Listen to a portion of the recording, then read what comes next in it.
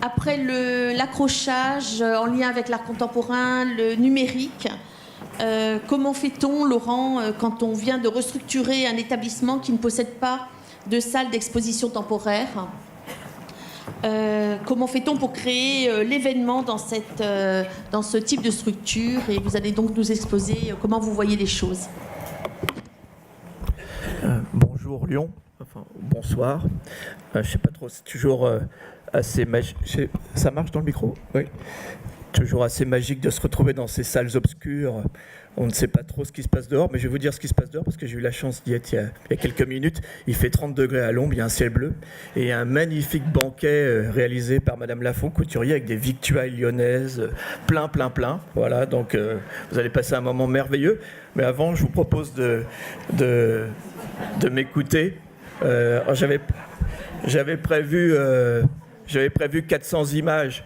Mais je me suis dit que je voyais déjà 2-3 personnes partir, et je vous sentais les gargouillis, voilà, donc peut-être que je vais faire plus bref, voilà, donc je propose peut-être de limiter aux remerciements, puis ensuite, de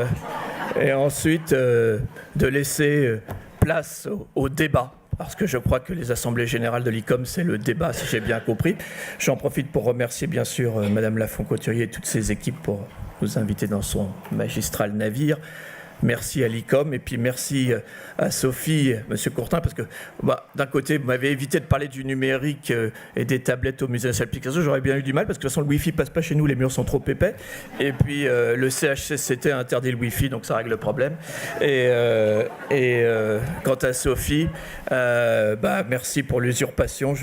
Voilà, mais heureusement que, tu l'as dit qu'on était des usurpateurs, donc du coup je rebondis sur ce que tu as dit, mais heureusement que la conférence a lieu, puisque j'ai été nommé il y a 3 ans. Je me suis beaucoup amélioré en 3 ans, je suis arrivé à la page 5 de Wikipédia sur la notice de Picasso, donc c'est à peu près le cubisme, donc je vais pouvoir, voilà. Désolé pour celles et ceux qui auraient rêvé un petit développement sur les années 50, mais si vous m'aurez invité dans 2-3 ans, je serai avec bonheur avec vous, voilà. Bon, je serai peut-être viré d'ici là, remarquez peut-être que mon mandat s'arrêtera là. Voilà, écoutez... et merci à Marie. On est dans les starting blocks, chère Marie, parce que d'ailleurs on ne vous a pas félicité parce que je crois que vous avez été renouvelé dans vos fonctions. Faites du bruit pour Marie. Renouvelé, voilà. Et oui, ça se fait rare dans les collectivités territoriales, la continuité dans les mandats. Je crois qu'il faut féliciter Marie de son beau travail au Musée national du sport et donc de ce magique bâtiment que vous avez tous visité à Nice, j'espère. Voilà. Écoutez, je ne serai pas trop long. Je vous ai apporté quelques images, je vous rassure, je ne vous en ai pas apporté 400. J'ai oublié de remercier les organisateurs pour avoir enfin créé une vraie table ronde. Parce que c'est vrai qu'on a trop de colloques et conférences à table ronde carrée, et surtout le temps d'échange après est un peu limité. Voilà, donc on va pouvoir bien discuter, puisque Marie, je crois, a prévu une demi-heure de débat. Voilà. Voilà, je vous ai apporté une dame, pour commencer, Dora Maar, pour réfléchir un tout petit peu sur la notion d'œuvre iconique qui nous occupe beaucoup aujourd'hui. On a un grand drame au Musée national Picasso Paris. J'insiste sur national. Ce qu'on a fait avec l'équipe quand on a réouvert le musée, on a réinsérer le mot national, alors je vous rassure, pas par pure volonté de nationalisme, mais peut-être simplement revenir à cette définition pour dire que certes, le musée était à Paris, même s'il y a d'autres musées Picasso, comme vous le savez, notamment je salue mes collègues de Malaga, Barcelone et Antibes et Münster, pour citer quelques-uns qui sont en Europe, mais on a tendance parfois à penser collection parisienne et éviter la dispersion et de la collection, la diffusion. Et c'est pour ça aussi que je voulais parler un petit peu de cette notion de mouvement dans les collections qui nous semble important. Alors, pour moi, ça a été assez simple, parce que quand j'ai pris mes fonctions, les 3 dernières années, à part la circulation de la collection, le nombre de prêts était au niveau de 0. Voilà, donc j'ai pas eu beaucoup de mal à augmenter le nombre de prêts annuels. Donc on est arrivé à 1500 aujourd'hui. Certains me disent peut-être trop. On me dit il y a trop de Picasso. Trop de Picasso tue le Picasso. Voilà, mais je remarque, notamment dans les accords qu'on a fait avec des musées en région, comme par exemple Rodez ou plus récemment Rouen, il y a là une appétence incroyable pour revenir aux sources picassiennes, tout simplement pour redécouvrir un artiste qu'on semble connaître, mais qui évidemment nous échappe toujours. on est un musée tragique pour Picasso, parce qu'au fond, on n'a pas d'œuvre iconique, on n'a pas de Joconde picassienne, on partage ça avec le Centre Pompidou, manque les Demoiselles d'Avignon et Guernica. Donc, après moult sondages, c'est Dora Maar qui est sortie comme œuvre la plus symbolique du musée. Donc, évidemment, je la dédie à toutes les femmes présentes dans l'Assemblée et à toutes celles et ceux qui font vivre le musée et qui ne pouvaient pas être avec moi aujourd'hui.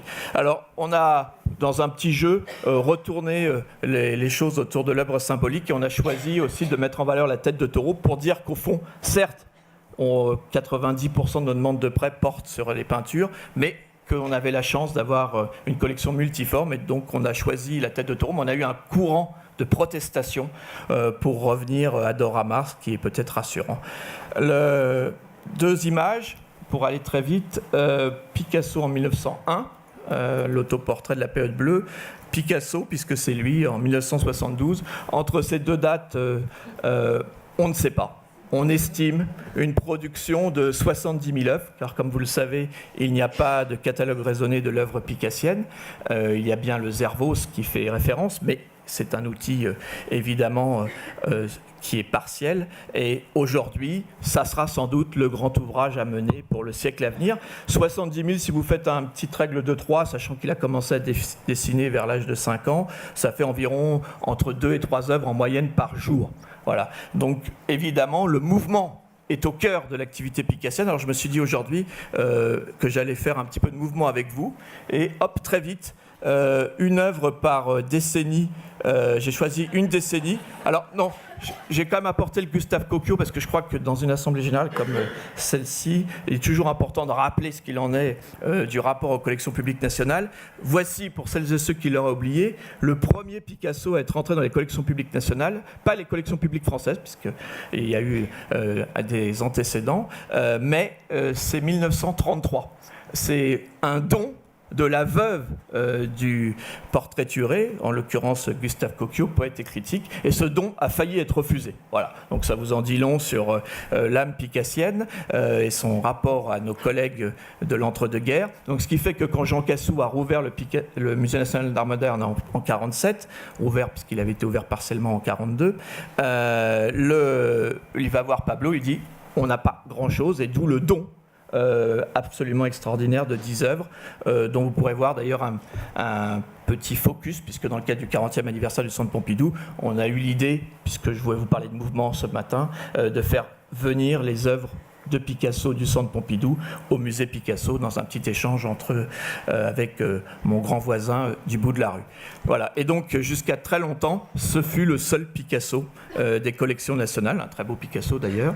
Voilà. Alors justement, je vous le disais, donc c'est pas une conférence TED, mais voilà, en une œuvre par année sur 10 ans. Qui termine théoriquement par une affiche, voilà, qui vient d'ouvrir il y a 2 jours, autrefois une semaine, pour vous dire le cœur de notre projet est vraiment de vivre avec Picasso dans une dynamique permanente, en lien avec une chose simple, qui est au fond la relecture, parce qu'il y a toujours un regard contemporain à porter sur Picasso. Quand on a lancé le projet scientifique et culturel, puisque je suis arrivé dans un musée qui avait dépensé quelques dizaines de millions d'euros d'investissement, mais il n'y avait pas d'organigramme et pas de PSC, donc on a dû se lancer dans l'aventure. Et au cœur évidemment de notre projet, on s'est dit qu'il y avait la notion de réseau, qui est évidemment chère à vos cœurs, à remettre en valeur. Et aujourd'hui, on est assez fiers de pouvoir inaugurer le 8e événement de Picasso Méditerranée. Alors certains m'ont dit, tu aurais pu faire Picasso la Lorraine, ou Picasso la Bretagne, ou Picasso et Nantes. Mais bon, finalement, on a choisi Picasso la Méditerranée. Et donc, si vous passez à Rome, allez jeter un petit coup d'œil au Scuderia del Quirinal. Et ne manquez pas, puisqu'on parle beaucoup de mouvement et de nouveaux regards sur les collections. J'ai eu un choc récent, je vous en fais part de ce coup de cœur, à la Galerie nationale d'art moderne de Rome. Je pense que l'accrochage de Madame Collu est sans doute quelque chose de ce que j'ai vu de plus brillant ces dernières années en Europe, avec cette volonté à la fois de remettre en valeur le monument qui est ce magnifique édifice, et une relecture totale des collections qui rebat les cartes et qui est, avec très peu de moyens, sans doute quelque chose d'exceptionnel. Voilà. Alors, du même style, regardez, un par jour, voilà, je vais très vite, hein, voilà, 1960, et j'en arrive à la slide, comme on dit aujourd'hui, autour de nos collections, qui est au cœur de notre problématique. Au fond, 6000 œuvres qui sont le fruit de deux dations, 79 et 90, et surtout, même si je ne sais toujours pas le chiffre à l'heure où je vous parle, même si la donation a plus de 20 ans, mais l'inventaire pièce à pièce n'a toujours pas été fait, c'est 200 000 pièces d'archives qui forment le continent immergé. On a un peu avancé, puisque quand j'ai pris mes fonctions il y a 3 ans, on m'avait dit qu'il y avait 100 000 pièces. Donc après avoir fait quelques sondages, on s'est rendu compte qu'il y en avait quand même 200 000, bon, ce qui n'est pas exactement la même chose à gérer. Et donc du coup, qui permet totalement de repenser l'accrochage. Et pour ça, je voulais vous montrer peut-être ce qui me semble le plus édifiant dans notre métier. Voilà la vue de la Villa La Californie, une des maisons de Picasso en 1957. Et voilà le travail du commissariat. Voilà. Voilà. Vous voyez comment la magie du lieu, comme dirait Dominique, la magie de l'atelier a été préservée. On y retrouve l'esprit et la substance. Alors, ne soyons pas caricaturales, parce que, évidemment, c'est notre métier de mettre les œuvres dans des cases, de les inventorier, de les respecter, de les entretenir. Mais je crois que là, avec Picasso, on a vraiment une tension qu'on n'a peut-être pas su appréhender au décès de l'artiste, puisque, comme vous le savez, malheureusement, il y a eu un inventaire, bien sûr très précis, qui a permis la datation, mais il n'y a pas eu, et je pense notamment à nos amis archéologues dans la salle, je pense qu'il y avait vraiment une archéologie contemporaine à faire avant, évidemment, l'inventaire, c'est-à-dire il fallait, strate par strate, prendre le relevé de chacun de ces ateliers, puisque Picasso lui-même l'a écrit, ce qui peut vous apparaître comme un relatif désordre, avait du sens, et chaque œuvre placée à côté de chaque élément, qui parfois n'est peut-être pas une œuvre au sens où on le définit, avait du sens. Voilà, donc ça c'est vraiment, on part de cette difficulté originelle dès qu'on travaille sur Picasso, et évidemment toute la tension dans cet hôtel Salé, puisque vous savez que la famille a refusé que la datation trouve sa place au Centre Pompidou, qui a été inauguré quasi au même moment en 77, la datation date de 79, et donc du coup on a choisi de l'installer dans l'hôtel Salé, qui, comme vous le savez, n'a jamais accueilli Picasso, mais c'était un hommage à son goût pour l'architecture classique qu'on retrouve ici. Voilà. Alors, du coup, on a mis cette tension au cœur du projet, notamment, je vous montre cette petite image de l'exposition inaugurale. Vous voyez ici des œuvres de la collection, mais j'attire votre attention sur ce qui est un petit peu invisible, c'est cette double plaque de verre qui est là. Pour nous, cette double plaque de verre, hommage très modeste aux œuvres du Champienne, c'était l'idée d'accrocher, de montrer les archives exactement dans la même logique qu'une œuvre, j'allais dire plus traditionnelle, avec beaucoup de guillemets, une huile sur toile, ou un bronze, ou un dessin, ou une gravure. Et donc pour nous, c'était vraiment essentiel de travailler avec les conservateurs et les restaurateurs pour essayer de créer cette tension de verticalité, pour qu'on puisse voir en transparence, par exemple, un courrier qui va concerner la peinture que vous voyez au mur, et ainsi de suite, et créer ce dialogue. Et pour celles et ceux qui n'auraient pas envie de lire, évidemment, contourner cet édifice vitré qui a été réalisé par la scénographe Yasmine Sebi. Autre élément, bien sûr, essentiel, rendre hommage au génie picassien lui-même de l'accrochage. Là, par exemple, dans cette salle, vous avez une évocation de la période d'Avignon, et remettre au cœur du projet un regard sur l'ensemble des médias qu'a utilisé Picasso, aussi étrange que cela paraisse. Depuis la grande expo de Werner Spiess en 2000, il n'y avait pas eu de grande exposition sur les sculptures de Picasso, et donc là, vous avez celle qu'on a pu accueillir en partenariat avec le MoMA. On s'est évidemment replongé dans le décret fondateur du musée, décret fondateur de l'établissement public en 2010, qui ouvre bien sûr la possibilité d'une constellation de duos, et chercher quelques duos. Et peut-être que ce n'est pas un hasard, peut-être que si cette exposition a été pour l'instant le plus gros succès depuis la réouverture, il y a peut-être une certaine lassitude vis-à-vis de Picasso, et en tout cas Giacometti parle peut-être plus au public d'aujourd'hui. En tout cas, cette exposition a été, grâce au regard notamment de Catherine Grenier, le moment peut-être le plus intéressant de notre politique, qu'on a qualifié un petit peu rapidement de moviment. J'ai emprunté ce mot à Francis Ponge, qui l'avait créé pour l'inauguration du Centre Pompidou en 1977. Pour lui, c'était la contraction du mot monument et du mot mouvement. Et pour moi, c'est un petit peu les deux piliers du musée Picasso aujourd'hui. Et si je le dis de manière fort prétentieuse, et vous m'en excuserez, peut-être du musée tout court dans sa définition du XXIe siècle.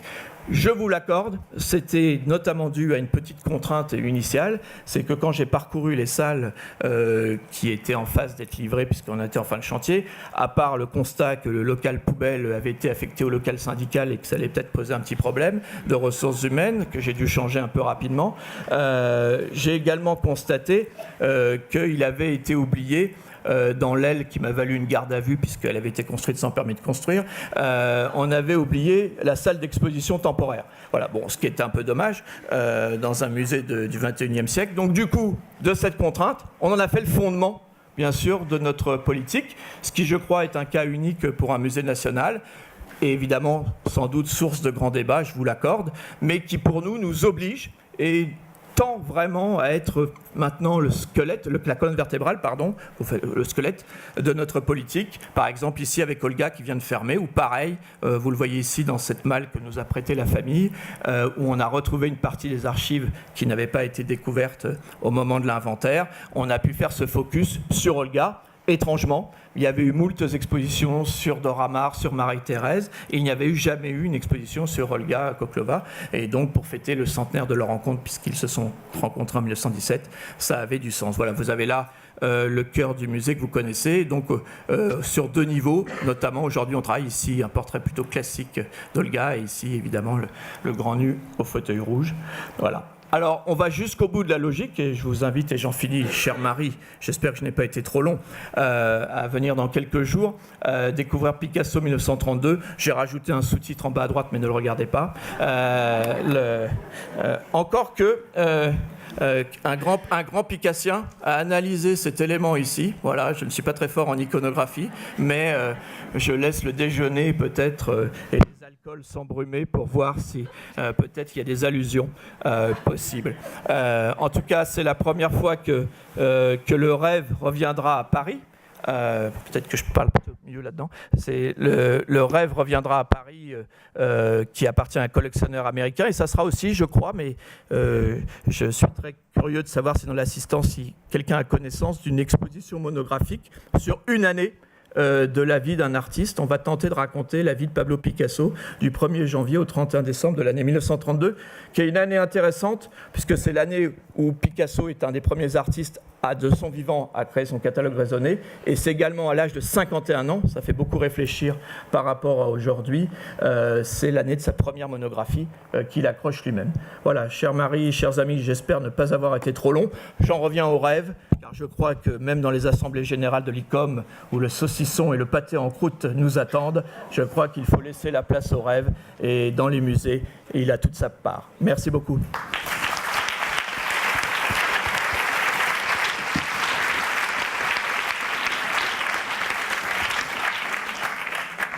Merci Laurent. La parole est à la salle maintenant. Je ne doute pas que les questions ou les témoignages peut-être sur le récit dans l'exposition permanente vont arriver. Donc les micros circulent.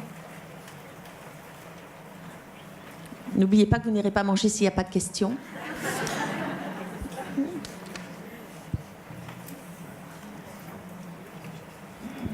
Des témoignages peut-être sur des expériences menées grâce au numérique ou grâce à des accrochages ou des confrontations d'œuvres dans des expositions permanentes, puisque c'était le propos de notre table.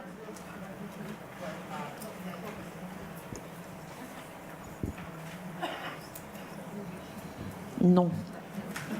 L'appel de l'estomac est plus fort. Je pense que Laurent avait raison sur le pâté en croûte et le saucisson, vous êtes décevant.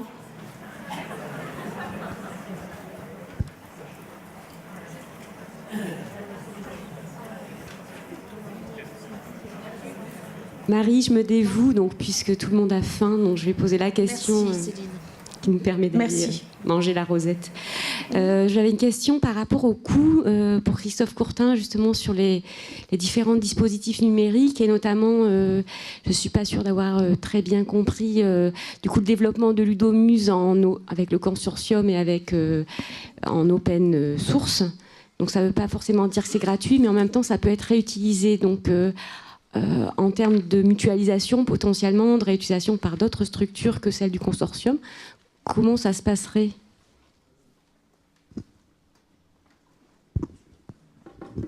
En fait, oui, on a eu, nous, un coût de développement qui tournait autour de 80-100 000 euros de l'application, pour laquelle nous avons un éditeur. C'est-à-dire qu'aujourd'hui, si on télécharge, et cet éditeur, tout ça est open source, cet éditeur se charge et permet de faire des parcours. On permet de créer son propre scénario. Ça, c'est gratuit. C'est gratuit, simplement on est en train de mettre en place une sorte de club utilisateur avec un droit d'entrée de manière à pouvoir faire la maintenance de ces applications. Parce qu'aujourd'hui ça tourne sous Android version X. Si demain il y a une nouvelle version d'Android et donc de nouveaux matériels qui sort, il faut pouvoir mettre tout ça à jour. Donc ça a un coût qu'on souhaite faire partager par tous les musées qui vont s'en emparer. Après, si vous ne connaissez pas ça, construire soi-même son parcours, le scénariser, l'illustrer, il faut un graphiste, il faut ce qu'on appelle un game design, etc. Alors certes, s'il y a des gens très doués dans le musée pour le faire, tant mieux, mais c'est très chronophage. Et donc, il vaut mieux passer par une entreprise qui va apporter une assistance pour la réalisation de l'application. Donc là, ça dépend ce qu'on lui demande. Les coûts, ça peut aller de quelques milliers à quelques dizaines de milliers d'euros. Je pense que la question de Céline était surtout sur la mutualisation et la réalisation et la mise en commun, de ce genre d'application pour tous. Et l'idée serait peut-être à reprendre plus largement pour d'autres applications. Oui, c'est-à-dire qu'en fait, aujourd'hui, on a un moteur qui permet de créer des applications. Et c'est vrai que devant le développement des coûts et la baisse des dotations, on est obligé de trouver des moyens de développement un peu plus fins, etc. Ça n'a pas été simple de créer une convention entre une société publique locale, le Voyage à Nantes, qui gère le Château des Ducs de Bretagne, le Grand Lyon, qui est une collectivité locale qui gère Erasme, et Paris Musée. Mais bon, on y a réussi. Donc, en fait, nous, l'idée, c'est vraiment... on a créé un premier bloc, un cadre, dont tous les musées peuvent s'emparer. On a 10 briques d'interaction qui existent. Nous, ce qu'on espère, c'est que d'autres musées s'emparant de Ludomuse vont demander des développements sur mesure, des nouvelles interactions qui vont enrichir le pot commun. Et on est un peu vraiment dans le système open source où chacun prend le code, l'enrichit et le reverse à la communauté.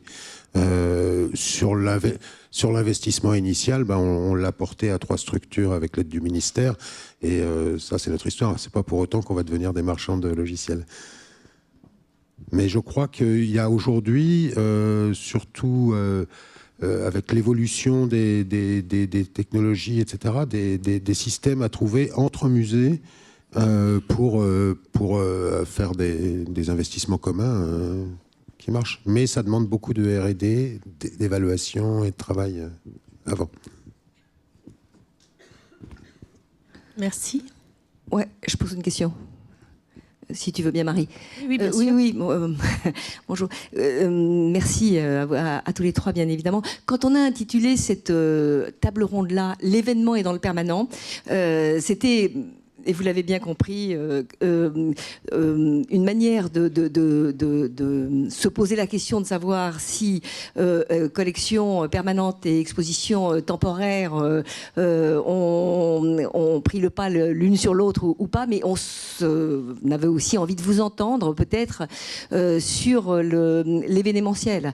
Et on nous dit beaucoup que les publics de nos musées ne seraient aujourd'hui attirés par la visite du musée que si nous avons une offre événementielle extrêmement fréquemment renouvelée, eh bien évidemment, vous avez un témoignage à apporter par rapport à cette question-là. Donc, je vous la pose en particulier à Laurent Lebon, bien sûr. Merci. je viendrai ouvrir, donc pour moi, c'est de l'ordre de l'avenir. Quand vous dites événement, c'est au sens tout ce qui n'est pas de l'ordre de l'exposition en plus?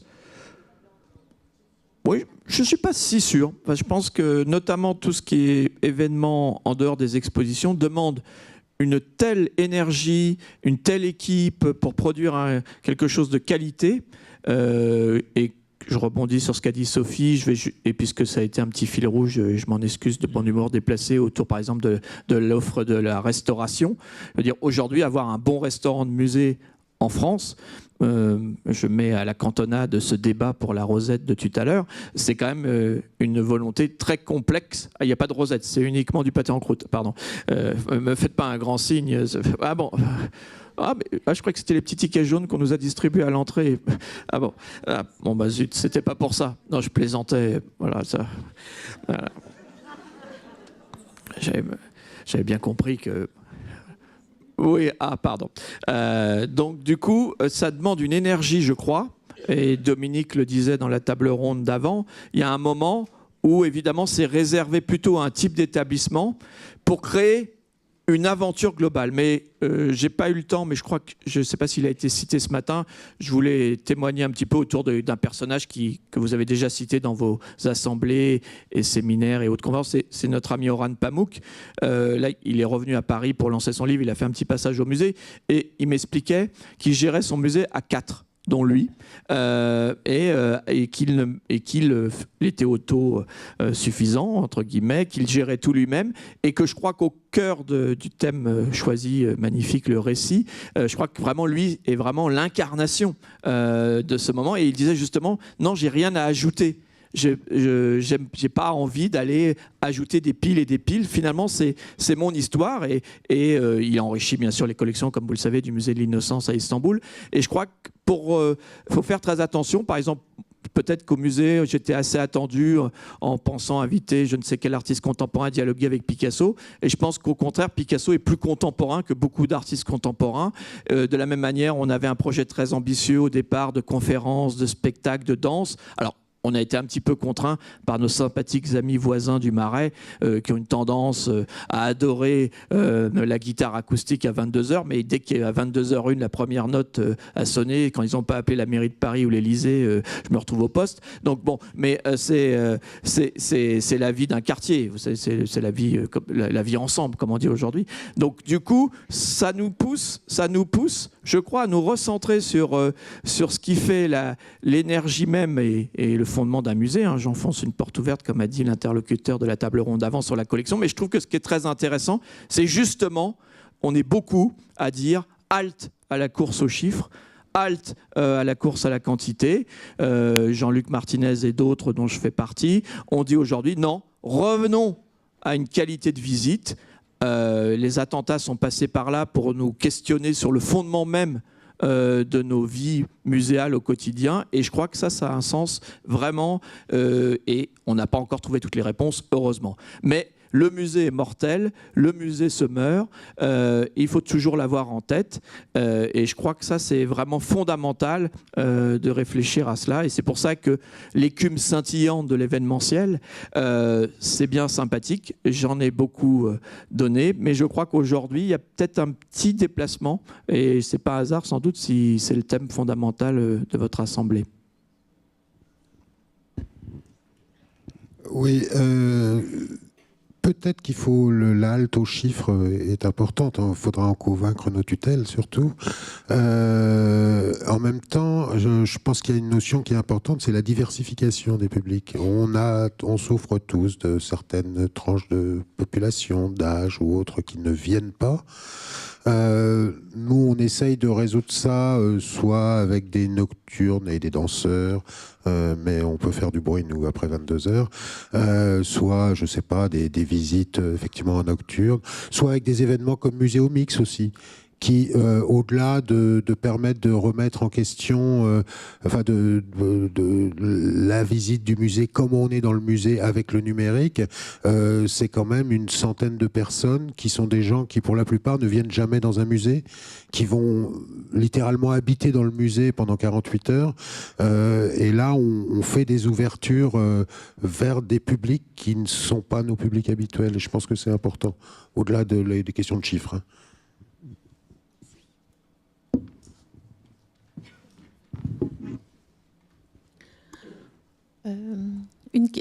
Des remarques encore, des questions Bon, ça va être le moment de partir sans la rosette et sans le saucisson. J'ai bien traduit. Nous vous remercions beaucoup et à tout à l'heure.